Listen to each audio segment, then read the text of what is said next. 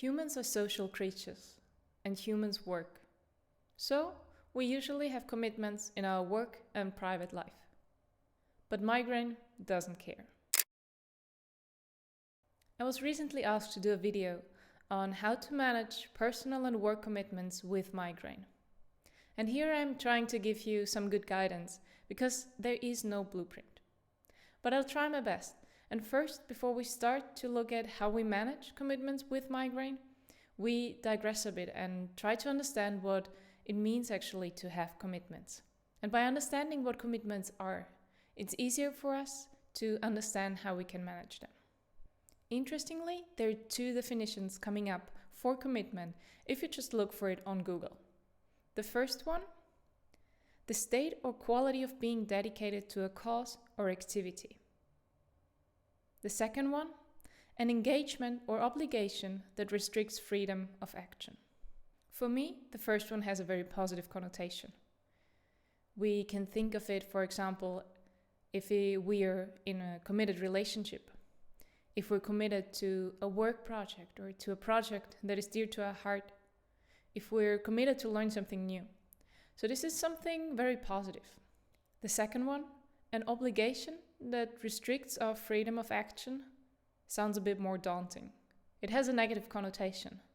And it sounds like what we tell ourselves, usually on a daily basis, in sentences like, I have to finish this essay right away, or I have to do all the grocery shopping, although I'm not feeling well. I'll start by taking a closer look at the second definition and looking exactly at those I have statements. I have to do something. And those I have to do statements usually put us in a mindset that is not very helpful. I have to, I should.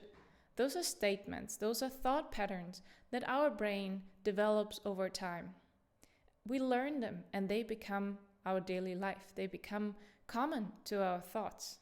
So we don't spot them anymore. We don't realize that we put those I have to, I should statements out into our mind and basically live based on them. If we focus on these statements, we create the illusion that there are only two options when it comes to commitments. If we follow up on a commitment, for example, a work commitment, a task we have to do, even if we have a horrible migraine attack, we see that as success. Because, we did it. We had a commitment and we fulfilled it. But if we don't follow up on that commitment, then we think we have failed. But this leaves out all the other possible scenarios that could have happened. What, for example, if you just postpone a certain task, a certain work commitment, and finish it in the end even quicker because you feel more healthy, you feel more productive, and you can concentrate actually on the task at hand instead of focusing on the pain you feel while having a migraine attack? Or what if you share how you're feeling with your coworkers, with your manager, and by that set boundaries in your work life and also realistic expectations of what you can do and that you can be productive, but maybe at a later point. So this is one way to manage work or personal commitments. It's to look at all these other possible scenarios, all the other things that could happen if you look at a commitment in another way, if you look at it in a way that you can postpone it, or that you can explain to others why you cannot finish something or why you cannot attend something. Of course, as adults, we usually have obligations. We have commitments we have to follow up on. We have commitments in our personal and our work life. But one other way to manage is to look at the consequences. Ask yourself, what is the consequence of not following up on that commitment right away, but later when I'm feeling better? What if you finish that work task tomorrow instead of today? What if you cancel that coffee date with a friend because you're not feeling well and you wouldn't be part of the conversation because you're just focusing on the pain you feel? This might be hard at first, and you might still think of consequences, negative consequences that your mind comes up with. However, through honest communication, you can manage that very well. You can explain to your manager, to your coworkers, to your friends and family how you are feeling. And through that communication, you can make sure that you overcome the challenge of misinterpretation of your action. So don't leave people hanging in the air thinking, oh my God, why did she cancel? Why did he cancel? Explain it to them. Explain to them why you have to postpone this coffee date, why you have to postpone this task. And it will be easier for them to understand if they have this information available. Now let's look back at the first definition of commitment. It's when you're dedicated to something, to a certain task, to an action, to an activity, which sounds very promising. But if you have migraine, this sometimes is not that easy, because being committed to something, being dedicated to something might come with the fear of, what if I have to cancel? What if I cannot follow up on that? So there might be fear that it's better not to make commitments, not to be dedicated to something, because you might risk getting a migraine attack and then have to cancel in the end anyway. Instead of making plans and risking the scenario of having to cancel later because of a migraine attack, we don't make plans at all.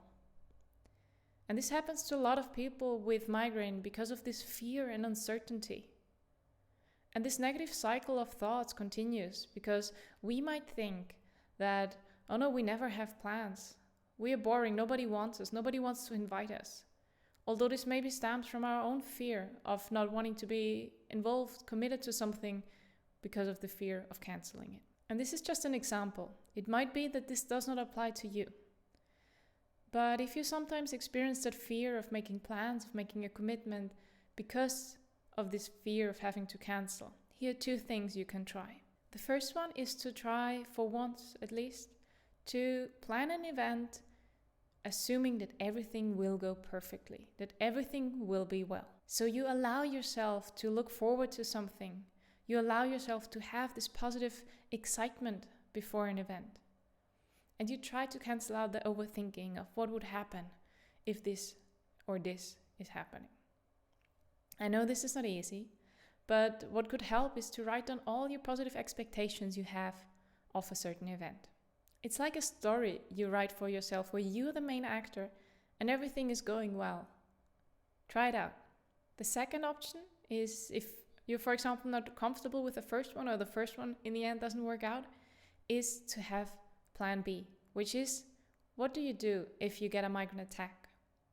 And this is a very objective plan of the steps you can take when a migraine attack occurs during a work or personal commitment.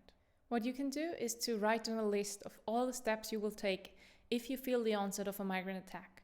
And ideally you create this list during a period where you're feeling well, where you're not having a migraine attack, so it's easier for you to think about it objectively. And the second part is, and this is very important, is that you allow yourself to think about alternatives. As we said before, this is not a black and white kind of thing. It's not that if you cancel something, you cancel, and if you don't, you don't. There are things in between. There's a gray zone. It could be that you're out with friends on a picnic and you start to feel a migraine attack. It doesn't have to be that you have to leave immediately. You can sit down in the shade on a blanket, relax, close your eyes for a bit, and then rejoin later. So think about those alternatives and give yourself those options that are out there. For sure, we cannot control what is coming our way all the time, but at least we can learn to react to it more calmly and more prepared, or at least as prepared as we can. I want to leave you with a final thought on commitments before we close this video. Because one commitment you for sure have is the commitment to yourself and to your own well-being. So think about this one question when you leave this video. And it's, what if we see a migraine as an obligation to look after ourselves? Take your time to think about it, or check out one of our other videos here.